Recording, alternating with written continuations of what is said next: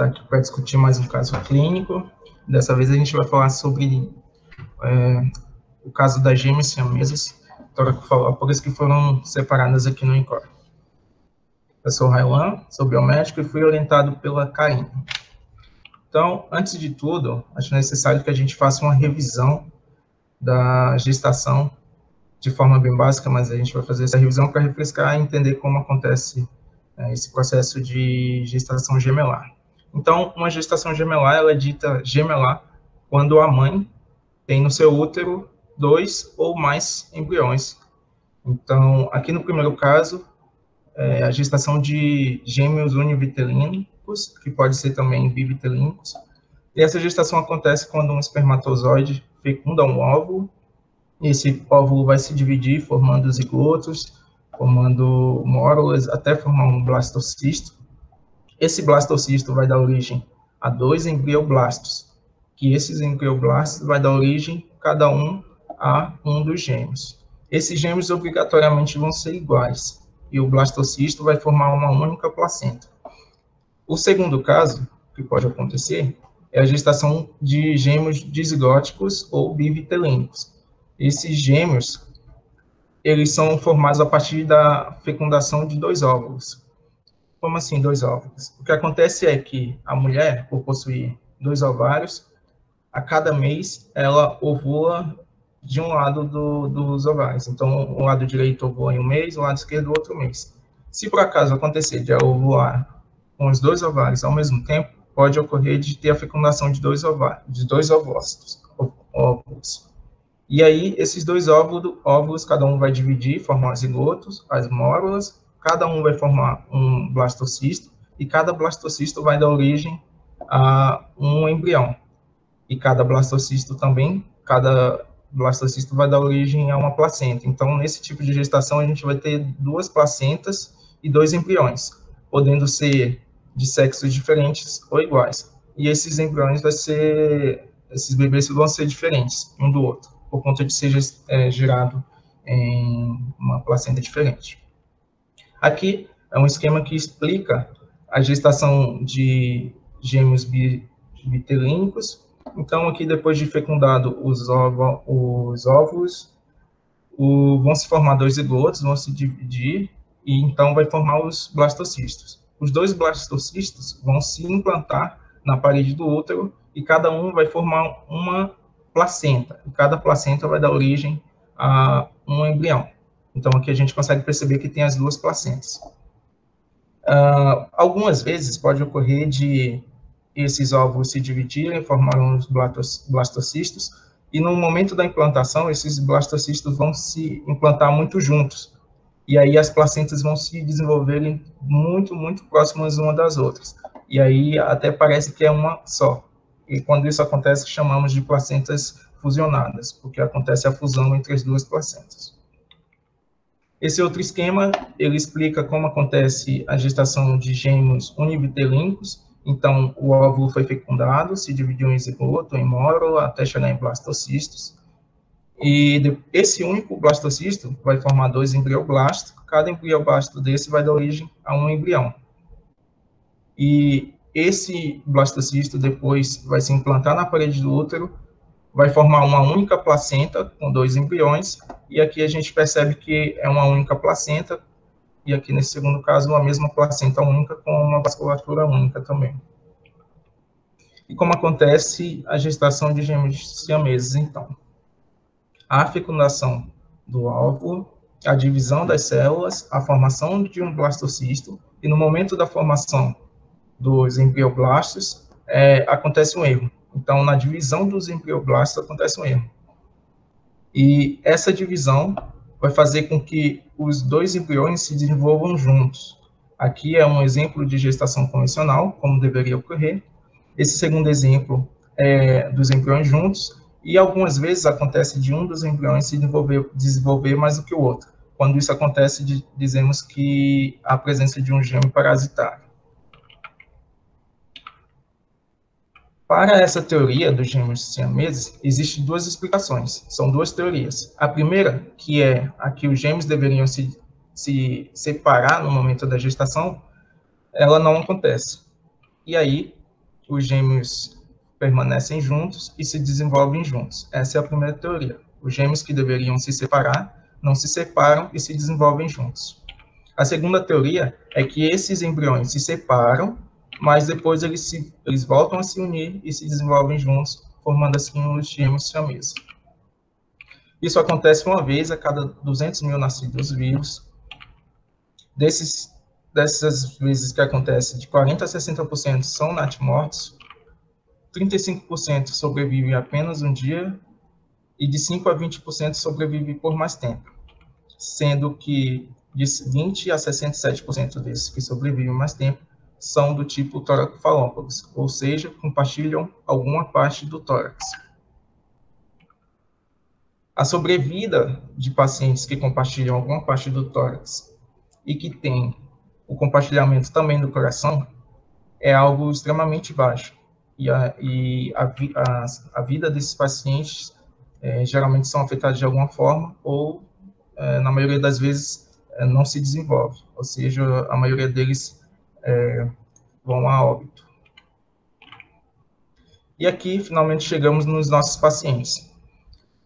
Os pacientes que tratamos aqui no INCOR, trata-se de duas pacientes, nascidas no dia 23 de setembro de 2020, às 14 horas e 49 minutos, uma pesando 21 quilos, a paciente pesando 2.100 gramas, ou 2,1 kg, a paciente número 1, a paciente número 2 pesando 2.920 gramas, sendo uma com superfície de 43,5 centímetros e a outra de 33 centímetros, ambas do sexo feminino, e, obviamente, o parto foi por cesariana. Como aconteceu o processo até a cirurgia e até a recuperação das crianças? Os pais dessas crianças são de origem de Alvorada do Oeste, Roraima, e durante o processo de gravidez, durante o pré-natal, eles descobriram que teriam gêmeos siameses. Então, eles procuraram ajuda. Começaram a fazer uma campanha na internet para arrecadação de fundos, e então estavam se direcionando para o Hospital de Goiânia, até que receberam a notícia que poderia fazer o tratamento aqui em São Paulo, e totalmente gratuito. Então, eles vieram para São Paulo, a mãe foi, então, internada, e no dia 23/9, aqui no HC, aconteceu o nascimento dos bebês. Desde o nascimento até o dia 9 de dezembro do mesmo ano, ocorreu o planejamento de como seria feito a separação. E a recuperação a gente vai ver no decorrer da apresentação. Então, a primeira semana logo após a paciente número 1, a primeira semana logo após o nascimento, a paciente número 1 foi diagnosticada com florama oval patente. Ela passou por 2 sessões no dia 25 e dia 29 de fototerapia, por conta de apresentação de quadro de icterícia, e também teve uma sepse neonatal tardia, que foi tratada de imediato. A segunda paciente, nessa mesma semana, foi entubada na sala do parto, logo após o nascimento, por conta de complicações respiratórias. No dia 26 e no dia 29, passou por sessões de fototerapia, também por conta do quadro de icterícia, e no dia 29 foi registrado na evolução médica um quadro convulsivo. Ela também apresentou uma sepse neonatal que foi resolvida. 3 meses depois, a paciente número 1 permaneceu estável, com o histórico permanecendo o mesmo, e a paciente número 2 recebeu o diagnóstico de dupla via de saída do ventrículo direito, com uma CIA não relacionada. No dia 16/11, já como método de preparação para a cirurgia, foram colocados expansores teciduais, mas o início da expansão tecidual aconteceu apenas 4 dias depois, por conta de uma complicação de uma ferida infecciosa, provável ferida infecciosa que tinha em uma das bebês. No dia 18, aconteceu uma intubação acidental, com reintubação imediata, e no dia 27, a urocultura veio positivo para Klebsiella e Candida. Foi tratado com fluconazol, com meropenem e vancomicina. Os exames, desde o pré-natal até o pré-cirúrgico, eu vou apresentar para vocês algum deles aqui. No pré-natal, como eu disse, o diagnóstico foi feito por ultrassom, antes do nascimento, então a mãe e o pai já esperavam que os filhos nascessem juntos, e por isso conseguiram se preparar para esse nascimento. O raio-x, eu trouxe esse raio-x, apesar de muito pouco compreensivo, eu trouxe ele para comparar com raio-x pós-operação. Então, memorizem esse raio-x que depois eu vou mostrar o próximo. Os exames laboratoriais permaneceram normais, exceto por um aumento do lactato com diminuição do basic excess, que está relacionado a um processo de infecção que aconteceu com uma das bebês. A tomografia mostra a junção das duas bebês. Eu vou passar ela devagar, para a gente conseguir identificar algumas estruturas. Então, olhando devagar a tomografia, o coração da bebê número 2 se apresenta primeiro. E logo depois, se a gente for avançando devagar, a gente já adentra o coração da bebê número 1. Então, aqui a gente consegue ver o ventrículo esquerdo da bebê número 2, e à medida que a gente vai passando, a gente já adentra ao ventrículo direito da bebê número 2 e ao átrio. E passando um pouquinho mais, a gente vai conseguir ver o ventrículo esquerdo. Vou botar pausado para a gente conseguir ver direitinho.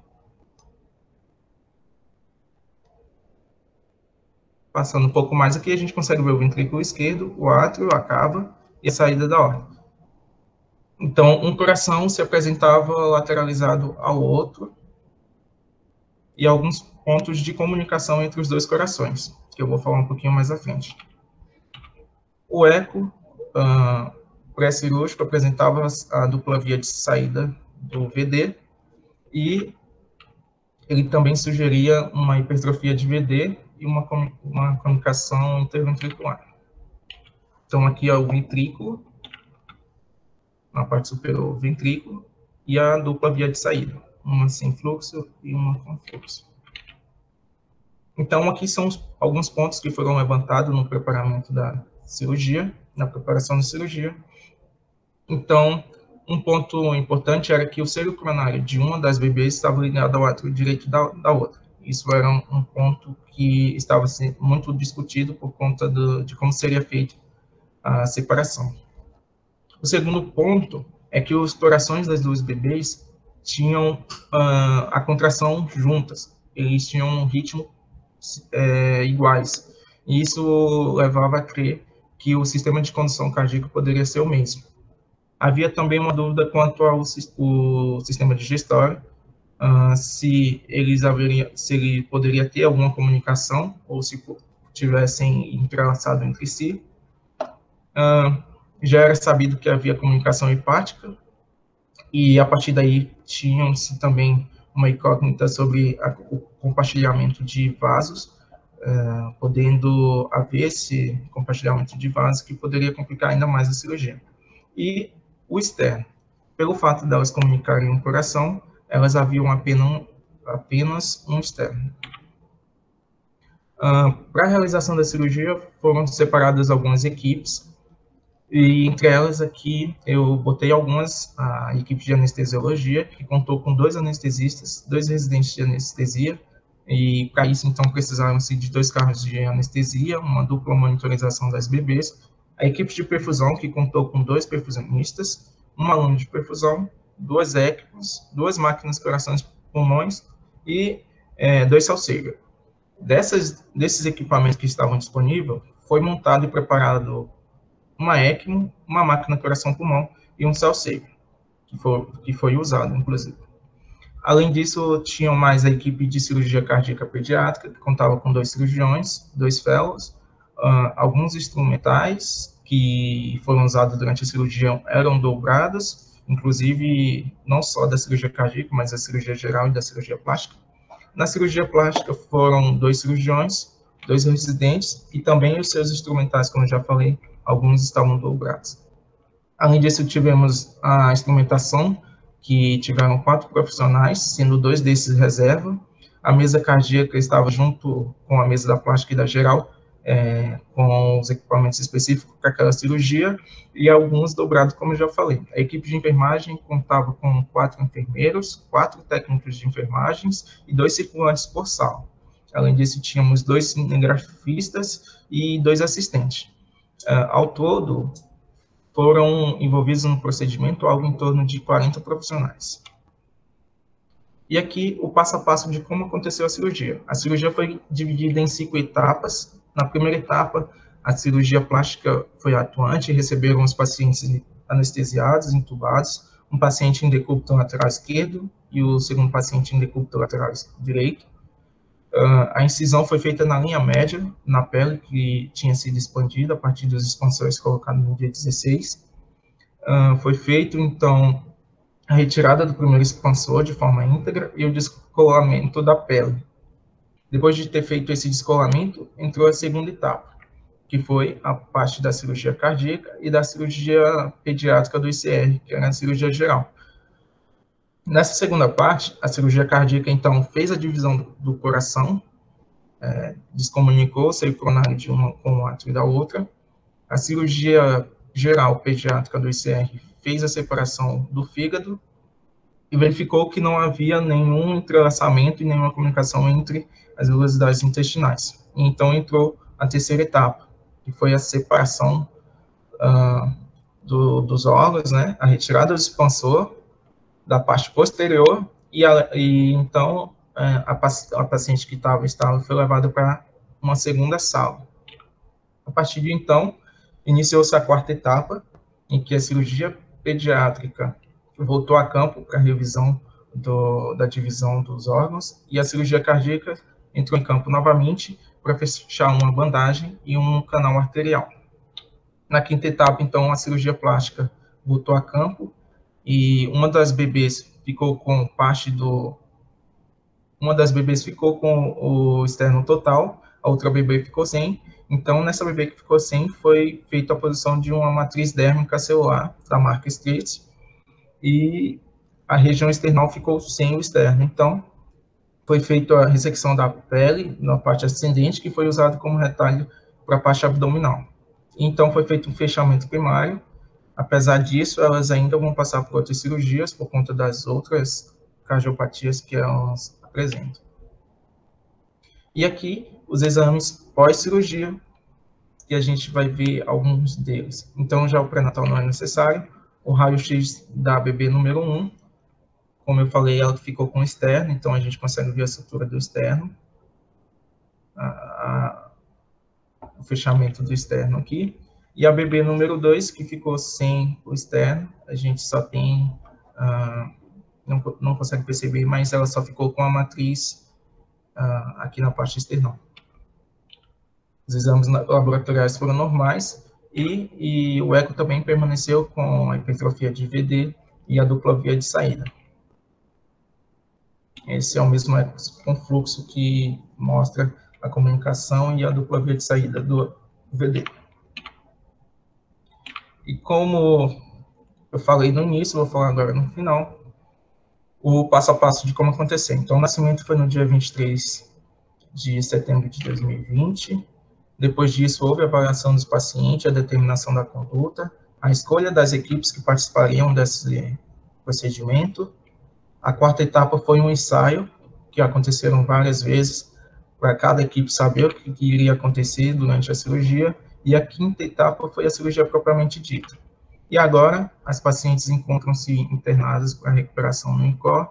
Uma delas encontra-se isolada por precaução, por conta de ser uma paciente de risco. E a paciente número 2 voltou na última quarta-feira para fazer revisão dos retalhos e posicionamento dos últimos retalhos que faltavam para fechar totalmente o tórax. E aqui eu trouxe todos os relatos de bebês siameses com comunicação cardíaca e hepática, que é o que faz o nosso caso ser tão raro, já que 62% das comunicações dos nascimentos de bebês siameses são com comunicações do tipo tóraco-falópolis. O que faz o nosso caso ser tão raro é que, além da comunicação cardíaca, existe também a comunicação hepática. Nesse primeiro caso, aconteceu na Flórida a comunicação entre duas bebês, que havia comunicação do coração, do fígado e do diafragma. Então, a equipe fez a separação dessas duas bebês, foi um sucesso, e elas permanecem vivas até hoje. O segundo caso aconteceu na Bolívia, que foi um caso de 2 bebês do sexo masculino, que também tinham comunicação hepática e comunicação do coração. No entanto, eles passaram por uma cirurgia de separação, a cirurgia foi um sucesso, mas os dois bebês faleceram 3 dias depois do procedimento. O terceiro caso aconteceu no Arizona. Esse é um caso de 2 crianças que compartilhavam um só coração, e esse coração delas tinha 7 câmaras. Foi uma cirurgia bastante complexa, era previsto para ser realizado um transplante duplo. Então, no momento da separação, seria realizado um transplante duplo. Por conta dessa complexidade de esperar a fila de transplante e da complexidade propriamente dita da cirurgia, elas passaram 3 anos aguardando até que houvesse 2 doadores compatíveis, e no dia 10 de agosto de 2010 foi realizada a cirurgia. No entanto, elas não resistiram por conta de complicações no decorrer da cirurgia e faleceram. Essa é uma imagem 7 dias antes do procedimento de cirurgia de separação, que elas estavam com a mãe em casa. O quarto acontecimento é um acontecimento que ocorreu na Itália, de 2 bebês que também compartilhavam coração, fígado e também compartilhavam uma parte intestinal. Elas, além da comunicação cardíaca hepática, uma delas tinha uma complicação de cardiopatia congênita complexa, com hipoplasia do coração direito. E aí, essa não sobreviveu somente 5 horas depois do procedimento de separação. A sua irmã permaneceu viva durante 7 meses, e depois disso ela teve complicações com sepse, que acabou levando ela a óbito. E o último caso relatado foi a de 2 bebês siameses que compartilhavam intestino, fígado, coração e diafragma. No entanto, a equipe médica optou por não fazer a separação dos bebês, visto que a comunicação cardíaca deles era muito complexa. Eu não consegui informações sobre o desfecho desse caso, mas até onde eu encontrei informações, não foi realizada a cirurgia. Esses são os 5 relatos a nível mundial desse tipo de acontecimento. E esse aqui é a imagem dos 2 últimos bebês do Marrocos, que mostra a comunicação cardíaca aqui, a comunicação hepática e a comunicação do intestino. Bem, gente, essas são as minhas referências, e era isso que eu tinha para falar com vocês hoje.